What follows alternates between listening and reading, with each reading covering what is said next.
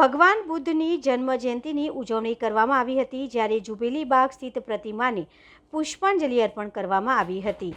વડોદરામાં આજે બુદ્ધ પૂર્ણિમા ભગવાન બુદ્ધની જન્મજયંતિ નિમિત્તે વડોદરા મહાનગરપાલિકા દ્વારા તેમની જુબેલી બાગ સ્થિત પ્રતિમાને પુષ્પાંજલિ અર્પણ કરવામાં આવી હતી। આ પ્રસંગે મેયર પિંકીબેન સોની અને ડેપ્યુટી મેયર ચિરાગ બારોટ તથા ચેરમેન શીતલ મિસ્ત્રી, ગુજરાત વિધાનસભાના ધારાસભ્યના દંડક બાલકૃષ્ણ શુક્લ, ભાજપ શહેર પ્રમુખ જયપ્રકાશ સોની, વિપક્ષના નેતા ચંદ્રકાંત શ્રીવાસ્તવ સહિત મહાનુભાવો ઉપસ્થિત રહ્યા હતા।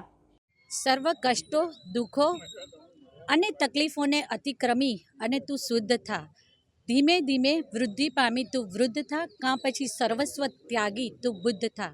ભગવાન બુદ્ધનો જન્મજયંતિ અવસર આદરણીય વડાપ્રધાન શ્રી નરેન્દ્રભાઈ મોદીજીએ પણ તેમના વક્તવ્યમાં ઉલ્લેખ કર્યો છે કે ભગવાન બુદ્ધે આપને સૌને, સમગ્ર વિશ્વને દુઃખ છે એ અસ્તિત્વનો, દુઃખના અસ્તિત્વનો સ્વીકાર કરવો, દુઃખ છે તો કેમ છે, એનું કારણ શું છે, અને આ દુઃખના કારણને શોધી અને એના ઉકેલ કરવા તરફ જઈએ ને તો ચોક્કસ એમાં સફળતાની પ્રાપ્તિ થાય જ છે।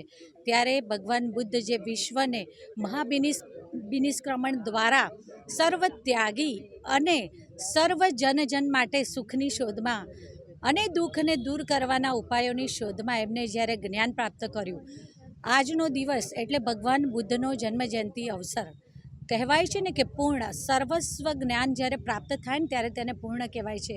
અને બુદ્ધ પૂર્ણિમા આ તેમના જન્મજયંતિ અવસર પર વડોદરા મહાનગરપાલિકા દ્વારા વડોદરાના જુબેલીબાગ ખાતે આવેલ તેમની પ્રતિમાને પુષ્પાંજલિ અર્પણ કરવાના કાર્યક્રમનું આયોજન પ્રતિવર્ષ કરવામાં આવતું હોય છે। તેમાં આજે સૌ સાથે મળી તેમની પ્રતિમાને પુષ્પાંજલિ અર્પણ કરી, હૃદયાંજલિ અર્પણ કરી। આભાર। ભગવાન બુદ્ધની જયંતિ નિમિત્તે અહીંયા જુબેલીબાગ ખાતે ભગવાન બુદ્ધની પ્રતિમા પર પુષ્પાંજલિનો કાર્યક્રમ આયોજિત કરવામાં આવ્યો છે। અત્યારે વિશ્વભરમાં યુદ્ધની સ્થિતિનું નિર્માણ થયેલ છે।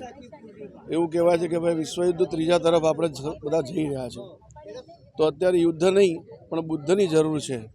બુદ્ધ ભગવાને જે પ્રકારનો સંદેશો માનવ જાત માટે આપેલો, પ્રેમ, શાંતિ અને સૌહાર્દતા એ સમાજ જીવનમાં આવે તો યુદ્ધના તો કોઈ અવસર રહેતો નથી।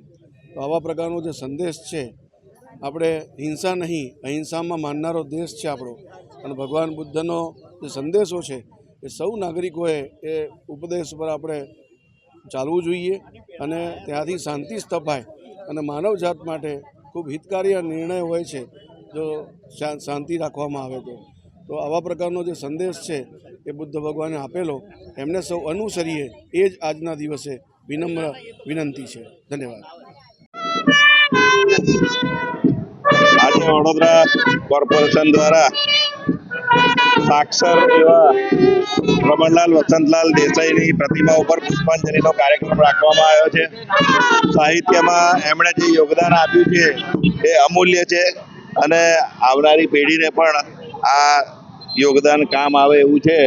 અને એમણે એમના જમાનામાં ઘણા બધા પુસ્તકો લખ્યા અને સમાજ સેવાઓ કરી છે, તો આજે એમને આ પુષ્પાંજલિ વડોદરા કોર્પોરેશન દ્વારા કરવામાં આવી રહી છે।